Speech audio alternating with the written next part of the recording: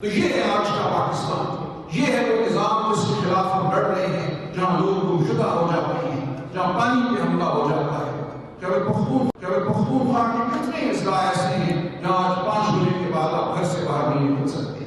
یہ ایک ناکام پالیسی ہے جس کے نتیجے میں پاکستان آج زخمی ہوتا ہے۔ پنجاب میں کسان سڑکوں پر ہیں، ان کی فصلیں جو ہیں وہ تباہ ہیں، ان کو پیسہ نہیں مل رہا جو ان کی لاگت کو پورا کر سکے۔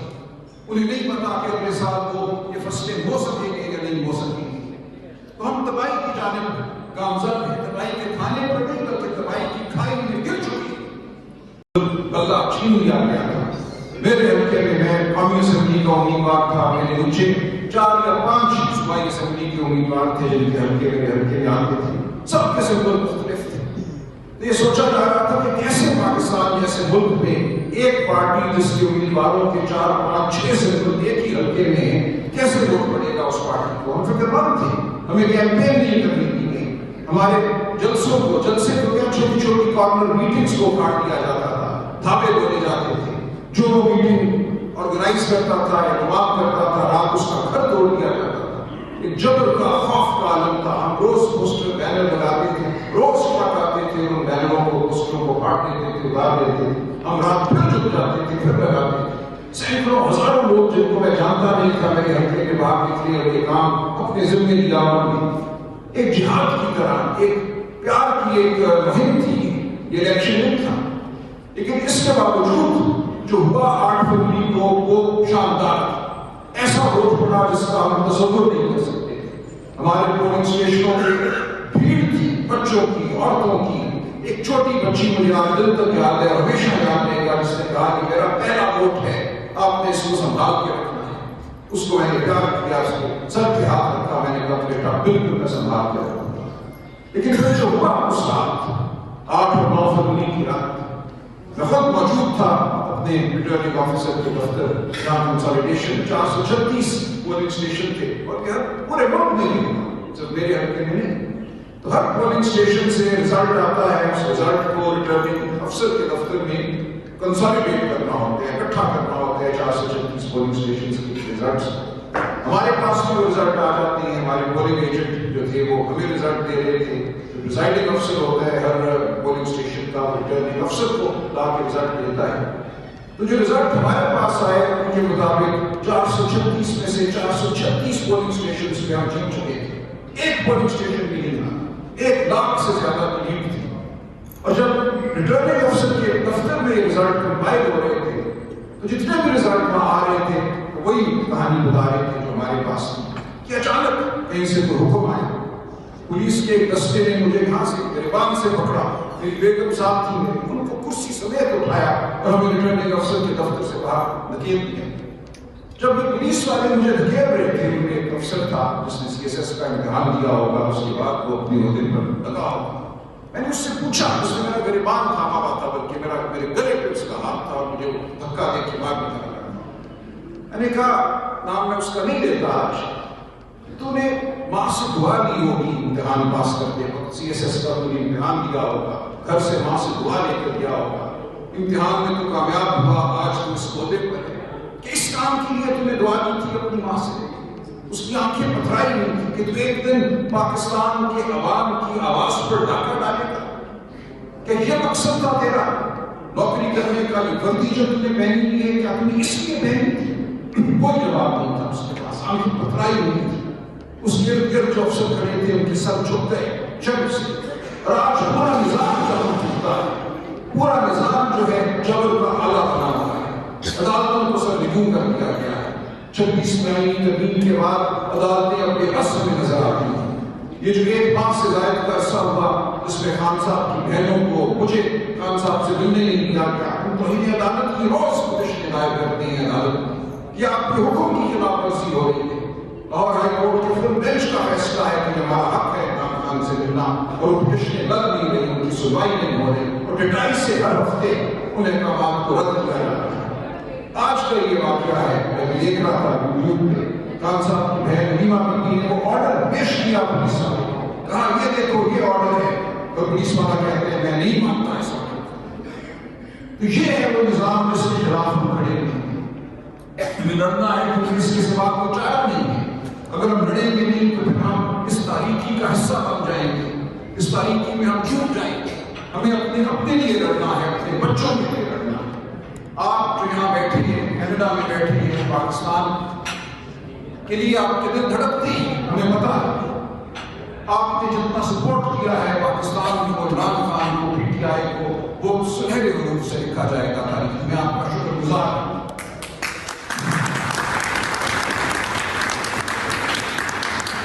لیکن یہ جنگ ابھی ختم نہیں ہے، ابھی یہ جنگ جاری ہے، یہ جنگ شاید طویل ہوگی، لیکن ہمیں ہمت نہیں ہارنی، ہمیں ہمارے قدم ڈگمگائیں گے نہیں۔ میں آپ کو یقین دلاتا ہوں، مجھ جیسے لاکھوں اور کھڑے رہیں گے، بالکل ایسے ہی ہوگا۔ میں شاید واپس جاؤں گا جب مجھے پکڑ لیا جائے، کوئی ڈر نہیں، کوئی خوف نہیں۔ میں پہلے بھی 2 دفعہ گرفتار ہوا ہوں، پھر ہوں گا، اور اس بار شاید لمبے عرصے کے لیے ہوں۔ ہمارے سینکڑوں دوست جیلوں میں، مہینوں سے جیلوں میں، سالوں سے جیلوں میں، کوٹلہ جیل میں شامل قریشی 74 سال، doctor Yasmin Rashid cancer survivor, ان کے ساتھ اعجاز چودھری صاحب، سینیٹر اعجاز چودھری، عمر سرفراز چیمہ اور دیگر سینکڑوں، عمران خان صاحب خود سب سے بڑھ کر، یہ سب لوگ جو تکلیف سے سہ رہے ہیں، جو مصیبتیں جھیل رہے ہیں، اسی لیے یہ پاکستان کے مستقبل کا تقاضا ہے، پاکستان کے حال کا تقاضا ہے۔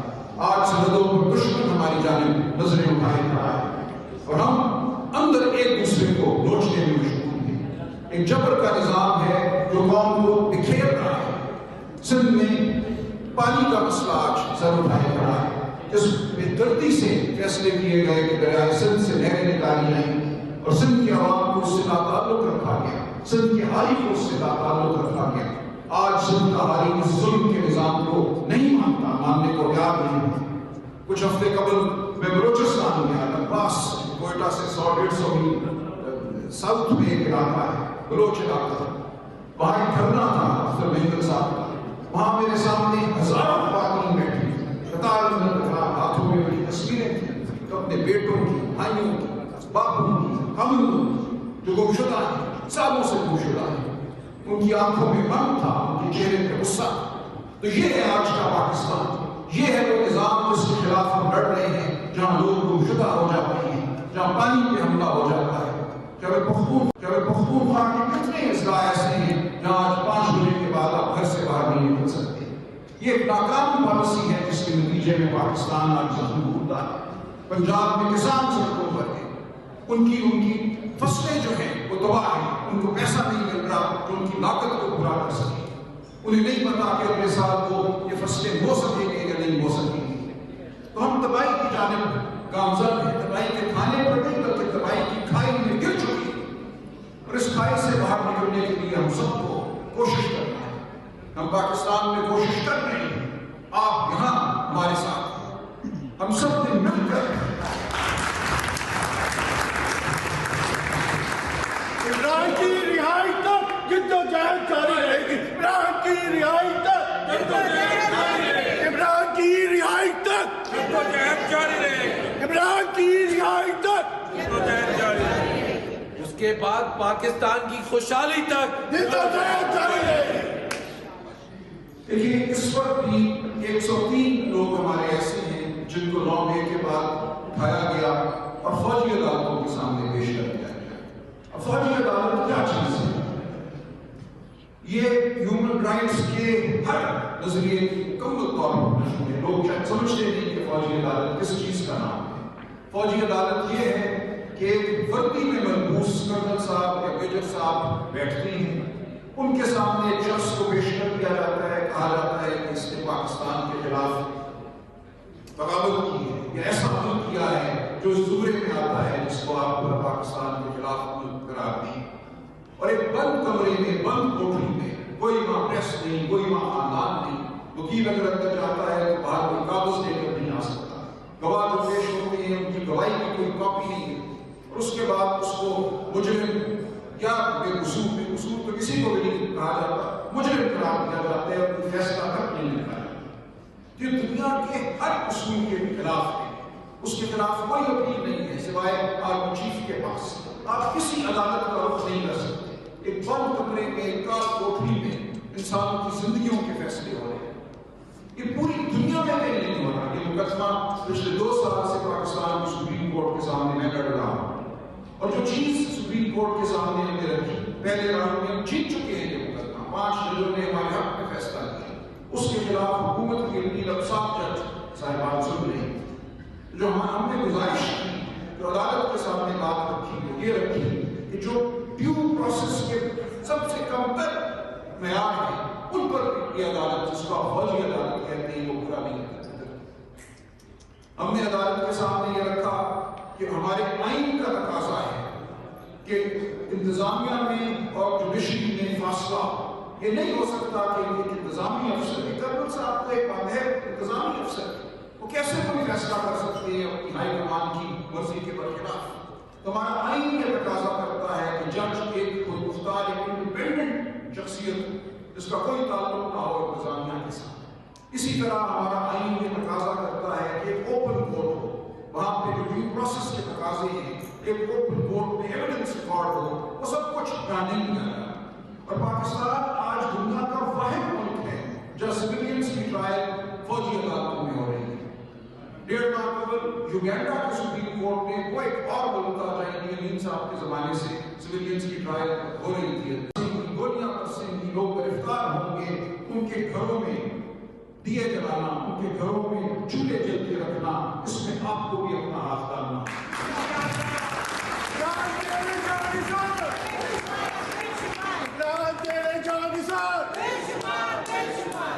نو مئی کے بعد بہت سے لوگ ہمارے گرفتار ہوئے, اس طرح 26 نومبر کے بعد ہوئے.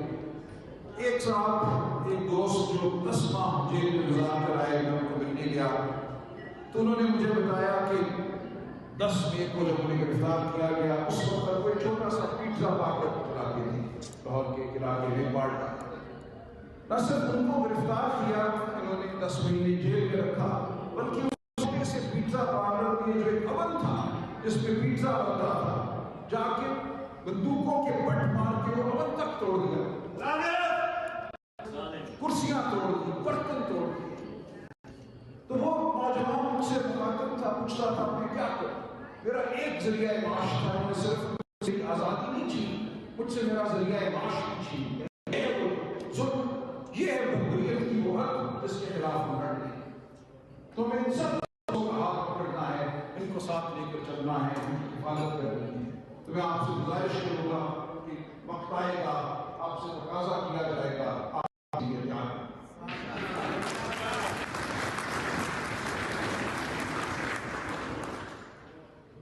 تو ہم حاضر ہیں, ہر وقت حاضر رہیں گے. میں ایک فون کال دور ہوں, واٹس ایپ پہ موجود ہوں, کوئی بھی بات دور نہیں ہے.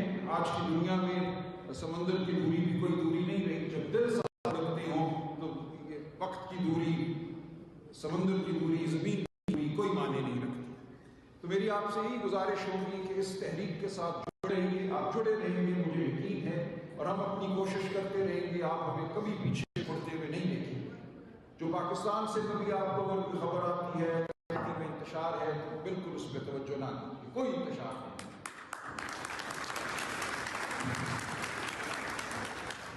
لوگ ہمیشہ کوئی گفتگو کرتے ہیں, جو آواز بلند کرتی ہیں, اس میں ترشی آ جاتی ہے, لیکن وہ آواز دب جاتی ہے, وہ پیچھے رہ جاتی ہے, کیونکہ ہمارا مقصد بہرحال تھا.